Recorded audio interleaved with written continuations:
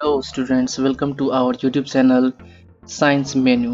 मेरा नाम है अंकित राज और इस चैनल पर हम साइंस का इम्पोर्टेंट टॉपिक्स डिस्कस करते हैं, जहां से आपका एनुअल एग्ज़ाम, बोर्ड एग्ज़ाम या CSIR नेट में डायरेक्ट क्वेश्चंस आता है।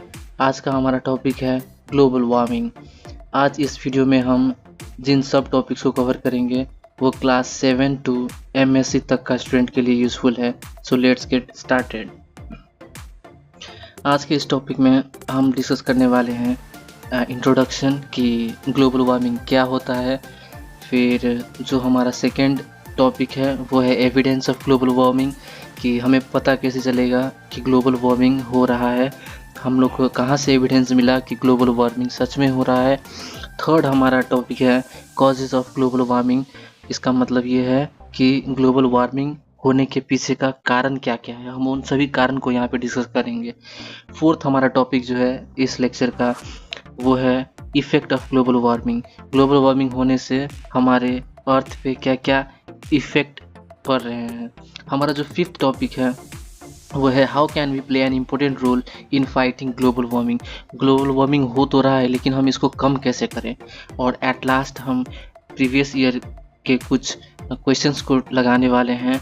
और चलिए इसी ग्लोबल वार्मिंग किसे कहते हैं, तो global warming is increase in the average temperature of earth surface due to trapping of solar radiation greenhouse gases.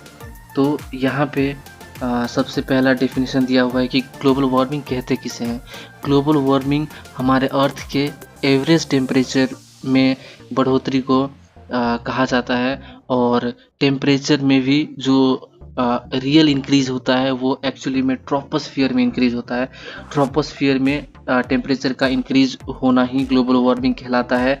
और जो हमारा ग्लोबल वार्मिंग जिन गैसेस के कारण हो रहे हैं उनमें सबसे पहला है कार्बन डाइऑक्साइड, दूसरा है मीथेन, थर्ड है ओजोन लेयर में डिप्लीशन, फिर उसके बाद है नाइट्रस ऑक्साइड, फिर है क्लोरोफ्लोरोकार्बन, उसके बाद वाटर वेपर। जी हाँ दोस्तों, वाटर वेपर भी ग्लोबल वार्मिंग का एक इम्पोर्टेंट गैस है।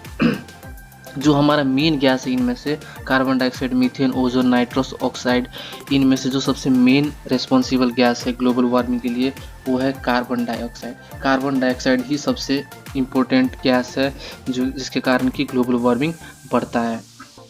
यहाँ पे लिखा है कि released through natural processes like plant respiration, volcanic eruptions as well as human activities like burning of fossil fuel. कहने का मतलब ये है कि जो कार्बन डाइऑक्साइड का मेन सोर्स क्या है, हमारा प्लांट का रेस्पिरेशन हो गया। हमें प्लांट या फिर एनिमल का रेस्पिरेशन, हमें सांस लेने के लिए ऑक्सीजन चाहिए, लेकिन जब हम एक्सपिरेशन करते हैं तो हम बाहर में क्या फेंकते हैं, कार्बन डाइऑक्साइड फेंकते हैं। हमारा जो सेकेंड सोर्स है कार्बन डाइऑक्साइड का वो हो जाएगा वॉल्केनिक इरप्शन। वॉल्केनिक इरप्शन का मतलब ये होता है कि जब वॉल्केनिक लावा का ब्लास्ट होता है तो वहाँ पे बहुत ज़्यादा क्वांटिटी में कार्बन डाइऑक्साइड गैस का इरप्शन होता है। हमारा थर्ड चीज़ है ह्यूमन एक्टिविटीज़। ह्यूमन एक्टिविटीज़ भी सबसे बड़ा कंट्रीब्यूट करता है कार्बन डाइऑक्साइड को प्रोड्यूस करने में, जैसे कि बर्निंग ऑफ फॉसिल फ्यूल, गाड़ी चलाते हैं, व्हीकल्स यूज़ करते हैं, व्हीकल्स में कार्बन डाइऑक्साइड का एमिशन होता है। हम किसी वुड को जलाते हैं, पेपर बर्न करते हैं, और बहुत सारे इंडस्ट्रियल वर्क में जो बर्निंग प्रोसेस इन्वॉल्व होता है उन सभी में कार्बन डाइऑक्साइड गैस रिलीज होते हैं। यहाँ पे है मीथेन। मीथेन कहाँ से प्रोड्यूस होता है, तो मीथेन मेनली डिकम्पोजिशन से प्रोड्यूस होता है स्टूडेंट्स। ये भी ह्यूमन एक्टिविटीज़ हैं एक तरीके से, जिसके द्वारा कि मीथेन गैस का प्रोडक्शन होता है। हमारा थर्ड गैस है nitrous oxide. Nitrous oxide produce होता है कॉमर्शियल क्या बोलते हैं ऑर्गेनिक फर्टिलाइज़र से, फॉसिल फ्यूल के बर्न करने से, और बायोमास को बर्न करने पर भी नाइट्रस ऑक्साइड का प्रोडक्शन होता है।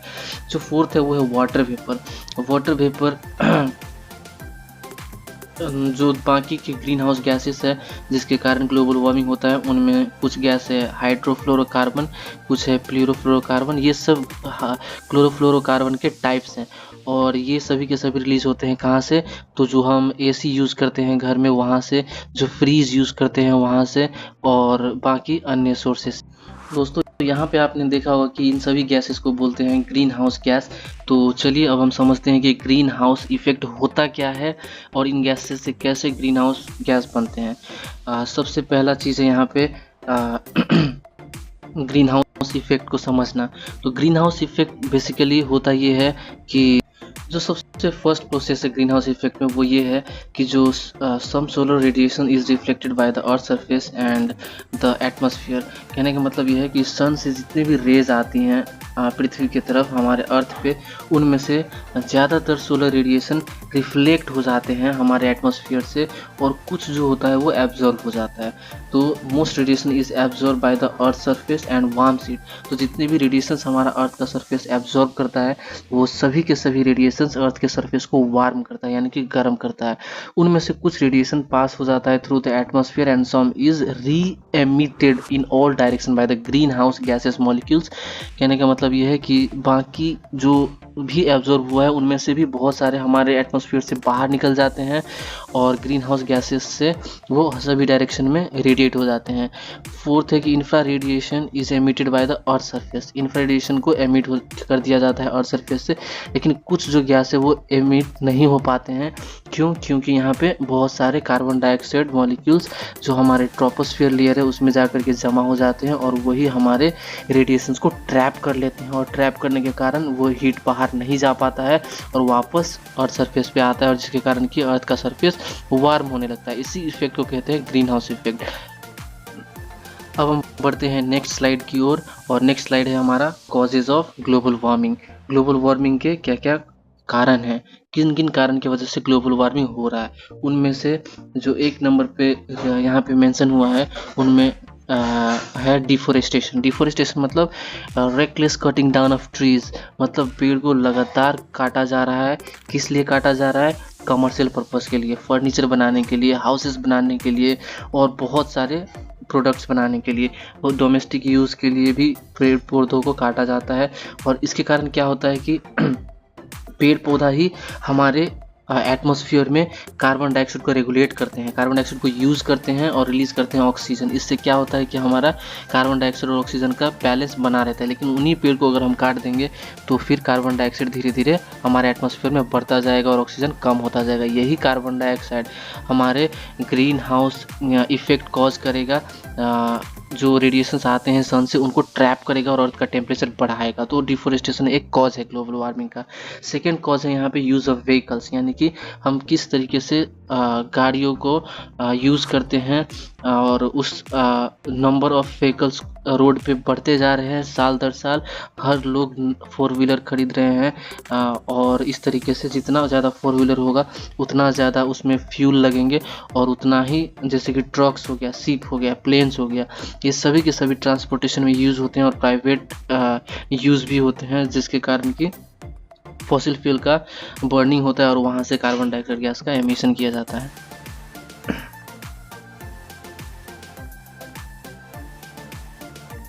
जितने भी इंडस्ट्री हैं जो कि मैन्युफैक्चरिंग करते हैं उन सभी से जो फाइनल प्रोडक्ट बनता है उससे पहले उस फाइनल प्रोडक्ट को बनाने में जो भी इलेक्ट्रिसिटी और हीट का यूज़ होता है वो सभी कार्बन डाइऑक्साइड को प्रोड्यूस करते हैं और जो कार्बन डाइऑक्साइड प्रोड्यूस होता है इंडस्ट्री से उससे ग्लोबल वार्मिंग होता है। चलिए अब हम पढ़ते हैं इफ़ेक्ट ऑफ ग्लोबल वार्मिंग। तो ग्लोबल वार्मिंग से क्या क्या इफ़ेक्ट पड़ते हैं। सबसे पहला है effect hotter days. Hotter days में यहाँ पे देख सकते हैं कि 2023 was the hottest year on record and the past 10 year has been the warmest. जैसे जैसे ग्लोबल वार्मिंग होते हैं उससे हमारा अर्थ का टेम्परेचर बढ़ता है और जितने भी यहाँ पे स्पीसीज़ हैं उन सभी के लिए हॉट और वार्म वेदर को सरवाइव करना नामुमकिन सा होता जा रहा है। जो हमारा सेकेंड रीज़न है वो है rising in the sea level. इससे हमें पता चलता है कि एक्चुअली में ग्लोबल वार्मिंग हो रहा है। क्यों? क्योंकि टेम्परेचर बढ़ने से, ओशन का टेम्परेचर बढ़ने से जितने भी हमारे ग्लेशियर हैं, जो आइस कैप्स हैं वर्ल्ड वाइड, चाहे वो साउथ पोल पे हो या फिर नॉर्थ पोल पे हो, वो सभी जो है सो मेल्ट होते हैं मेल्ट होने के कारण क्या होता है, तो हमारा सी लेवल में बढ़ोतरी होता है, सी लेवल जो राइज होता है, और उससे क्या होता है कि जितने भी छोटे छोटे टापू हैं, आइलैंड्स हैं, और या फिर कोस्टल सिटीज़ है, जो वो सिटीज़ जो कि समुद्र के किनारे बसा हुआ है, वो सब धीरे धीरे डूबने लगता है समुद्र में। जैसे कि आप देख सकते हैं मुंबई हमारा एक कोस्टल सिटीज़ हैं जो कि समुद्र के बिल्कुल किनारे में लोकेटेड है, वो सब धीरे धीरे श्रिंक हो जाएगा जैसे जैसे सी लेवल बढ़ता जाएगा। जो हमारा थर्ड रीज़न है यहाँ पे वो है कि more frequent and intense extreme weather events, जैसे कि यहाँ पे बस फायर हो गया, यानी कि जो जंगल झाड़ी होते हैं, जो उसमें गर्मियों के मौसम में आप देखते होंगे कि फॉरेस्ट फायर लग गया, आग लग गया। क्यों? क्योंकि वो हॉट वेदर के कारण होता है। दूसरा है हमारा साइक्लोन्स, ट्रॉपिकल साइक्लोन सबसे बड़ा इफ क्लाइमेट चेंज है ड्यू टू ग्लोबल वार्मिंग। ये बहुत सारे क्वेश्चंस में आपको पूछा जाएगा कि ग्लोबल वार्मिंग का वन ऑफ द इफेक्ट क्या है, तो उसमें आपको ट्रॉपिकल साइक्लोन से एक ऑप्शन देखने को मिल जाएगा।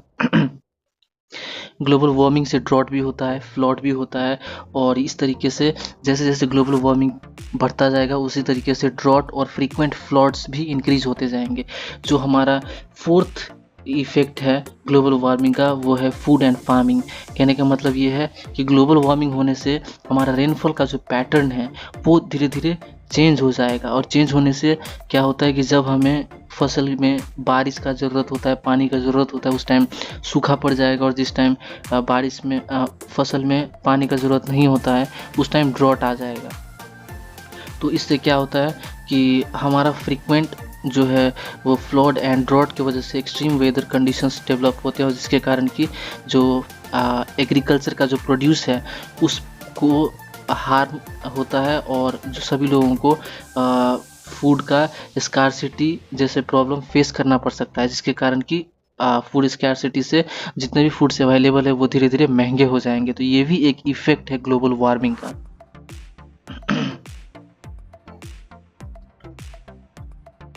अब हम मूव करते हैं हमारे नेक्स्ट स्लाइड और लास्ट स्लाइड, जो कि है कि how can we play an important role in fighting the global warming. तो ग्लोबल वार्मिंग फाइट करने के लिए सबसे इम्पोर्टेंट रोल क्या सब है। तो इसमें सबसे पहला हमारा रोल आ जाएगा कि रिन्यूएबल एनर्जी का प्रोडक्शन। कहने का मतलब ये है कि अभी जो भी हमारा एनर्जी का सोर्स है वो नॉन रिन्यूएबल एनर्जी सोर्स है। नॉन रिन्यूएबल का मतलब ये होता है कि ऐसे एनर्जी का सोर्स जिसको कि यूज़ करने पर आगे 10-15 साल या फिर 25 साल में वो धीरे धीरे ख़त्म हो जाएगा। तो ऐसे एनर्जी के सोर्स से हमें मूव करना है towards the renewable energy source. Renewable energy source like the solar energy का यूज़ करके हम रिन्यूएबल एनर्जी सोर्स की तरफ जा सकते हैं, जैसे कि ग्रीन हाइड्रोजन वगैरह हो गया, और जियोथर्मल एनर्जी हो गया, हाइड्रो इलेक्ट्रिसिटी हो गया। इस तरीके से हमें रिन्यूएबल एनर्जी सोर्स की तरफ बढ़ना चाहिए, जो कि ऑल टाइम अवेलेबल होगा और कितना भी यूज़ करो वो ख़त्म नहीं होगा। जो सेकेंड है हमारा वो है introduction of strong laws that protects and restore the trees. तो ग्लोबल वार्मिंग को कम करने के लिए हमारा एक इम्पोर्टेंट रोल ये भी हो सकता है कि जितने भी गवर्नमेंट्स हैं उसको एक स्ट्रिक्ट लॉज इम्प्लीमेंट करना चाहिए, जो कि ट्रीज़ को प्रोटेक्ट करे और रीस्टोर करे, यानी कि एफोरेस्टेशन को प्रोमोट करे। Planting and protecting more native forest, यानी कि जो फॉरेस्ट जिस जगह पे पाया जाता है, जो ट्रीज़ जिस जगह पे पाया जाता है तुम उसी ट्रीज़ को लगाओ, और वहाँ पे फॉरेस्ट का जो एरिया है, फॉरेस्ट का जो कवर है उसको इंक्रीज़ करो। जो हमारा थर्ड पॉइंट है वो है sustainable agriculture production by supporting the farmer who does organic farming. कहने का मतलब ये है कि जो कोई भी फार्मर्स जो अभी केमिकल फार्मिंग करते हैं, केमिकल फर्टिलाइजर्स का यूज़ करते हैं, उससे हमारा इन्वायरमेंट को बहुत ज़्यादा नुकसान पहुँचता है, और हमें केमिकल फार्मिंग से ऑर्गेनिक फार्मिंग में शिफ्ट होना चाहिए, और गवर्नमेंट को भी इस तरीके से पॉलिसीज़ बनाना चाहिए कि वो ऑर्गेनिक फार्मिंग को प्रमोट कर सके। जो हमारा फोर्थ पॉइंट है वो है कि government to increase the investment in the public transport. सभी लोग अगर प्राइवेट ट्रांसपोर्ट का यूज़ करेंगे, private car, private bikes and private other vehicles का यूज़ करेंगे, तो उससे पॉल्यूशन बढ़ता ही जाएगा, कार्बन डाइऑक्साइड का एमिशन बढ़ता ही जाएगा, और ग्लोबल वार्मिंग भी इंक्रीज़ हो जाएगा। तो हमें प्राइवेट कार्स के जगह पे, प्राइवेट व्हीकल्स के जगह पे पब्लिक ट्रांसपोर्ट का यूज़ करना चाहिए। पब्लिक ट्रांसपोर्ट में एक ट्रांसपोर्ट के अंदर एक बहुत सारे पैसेंजर बैठ सकते हैं, और इस तरीके से जो हमारा फॉसिल फ्यूल का प्रोडक्शन होता है, फॉसिल फ्यूल का बर्निंग से जो कार्बन डाइऑक्साइड का इंक्रीमेंट होता है वो कम इंक्रीमेंट होना बंद हो जाएगा और ग्लोबल वार्मिंग धीरे धीरे कंट्रोल में आएगा। हमारा यहाँ पे है कि supporting the shift to more electrical vehicles to reduce the emission. कहने का मतलब ये है कि इलेक्ट्रिक व्हीकल्स को भी प्रोमोट करना चाहिए जो कि बहुत ही कम पोल्यूशन फैलाते हैं और एनवायरनमेंट को बहुत ही कम नुकसान पहुंचाते हैं। दोस्तों, अभी तक यदि आपको मेरा कंटेंट अच्छा लगा तो आप हमारे चैनल को सब्सक्राइब कर सकते हैं, वीडियोस को लाइक कर सकते हैं और इस तरीके के यूज़फुल कंटेंट्स के लिए आप बेल नोटिफिकेशन को भी ऑन कर सकते हैं। अभी तक हमने जो कुछ भी पढ़ा है उसके बेसिस पे हम कुछ क्वेश्चंस को अटेंड करते हैं ताकि हमें पता चलेगा कि एग्जाम में किस तरीके से क्वेश्चंस आते हैं और हमें उसको किस तरीके से सॉल्व करना है। जो फर्स्ट क्वेश्चन है वो है कि which of the following gas has the maximum contribution to global warming. Exactly ये मैंने आपको पढ़ाया है लेक्चर में कि कौन सा गैस सबसे ज़्यादा कंट्रीब्यूट करता है ग्लोबल वार्मिंग को, और इसका आंसर हो जाएगा carbon dioxide. Carbon dioxide maximum contribution करता है ग्लोबल वार्मिंग में। जो हमारा नेक्स्ट क्वेश्चन है वो which disaster is most likely to be influenced by the climate change. मैंने आपको बताया था कि क्लाइमेट चेंज होने से ट्रॉपिकल साइक्लोन सबसे मोस्ट लाइकली टू अकर वाला डिजास्टर है। और हम बढ़ते हैं नेक्स्ट क्वेश्चन की तरफ जो कि है कि choose the correct option among the following. जो पहला ऑप्शन है वो बताता है कि greenhouse gases are directly responsible for the depletion of ozone layer. बोलता है कि ग्रीन हाउस गैसेस के कारण ओजोन लेयर का डिप्लीशन होता है। क्या ये सही बात है? बिल्कुल नहीं। जो हमारा सेकेंड ऑप्शन है वो बोल रहा है कि global warming is caused by the green house gases. Exactly ये एकदम करेक्ट ऑप्शन है।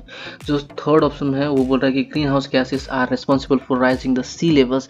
एग्जैक्टली ग्रीन हाउस गैसेस के कारण ही अर्थ का टेम्परेचर बढ़ता है और उसके कारण ही जो ग्लेशियर्स हैं वो मेल्ट होते हैं और सी लेवल में इंक्रीमेंट होता है।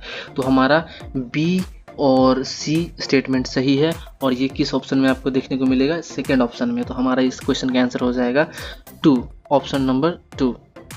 फोर्थ क्वेश्चन है how does climate change global warming like global warming affect the human health. Human health को ग्लोबल वार्मिंग किस तरीके से अफेक्ट करता है? तो लिख रहा है कि by increasing the illness such as heat stress cardiovascular diseases and kidney disease. Exactly ये सही है। सेकेंड है कि by increasing the respiratory illness such as asthma and allergies. Exactly ये भी एक रीजन ग्लोबल वार्मिंग के कारण होता है। By increasing the insect borne infection such as dengue fever. ये भी सही है। और इस तरीके से यहाँ पे ऑप्शन है more than one of the above and fourth fifth option है ऑल ऑफ द अबव। इसका सही आंसर हो जाएगा ऑल ऑफ द अबव। जो हमारा लास्ट क्वेश्चन है वो है identify the correct sequence of continents in decreasing order of yearly carbon dioxide emission at present. बोल रहा है कि जितने भी हमारा कॉन्टिनेंट्स है, चाहे वो एशिया हो, अफ्रीका हो, यूरोप हो, नॉर्थ अमेरिका हो, इनमें कौन सबसे ज़्यादा कार्बन डाइऑक्साइड का एमिशन करता है, फिर उससे कम, फिर उससे कम, इस तरीके से अरेंज करने के लिए बोल रहा है। तो आपको तो पता ही होगा जैसे कि चाइना हो गया सबसे ज़्यादा कार्बन डाइऑक्साइड का एमिशन करता है, फिर इंडिया हो गया। तो ये सभी के सभी कंट्रीज़ हमारे एशिया कॉन्टिनेंट में आते हैं। तो इसलिए सबसे पहला ऑप्शन होना चाहिए बी एशिया। देखिए फर्स्ट और सेकंड ऑप्शन में बी पहला ऑप्शन है, यानी कि हमारा थर्ड ऑप्शन और फोर्थ ऑप्शन गलत हो जाएगा। फिर सेकंड हो जाएगा हमारा डी जो कि है नॉर्थ अमेरिका।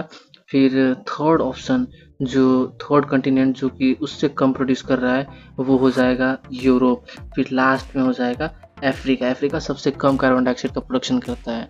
इस तरीके से हमारा वीडियो हो गया समाप्त। Thank you.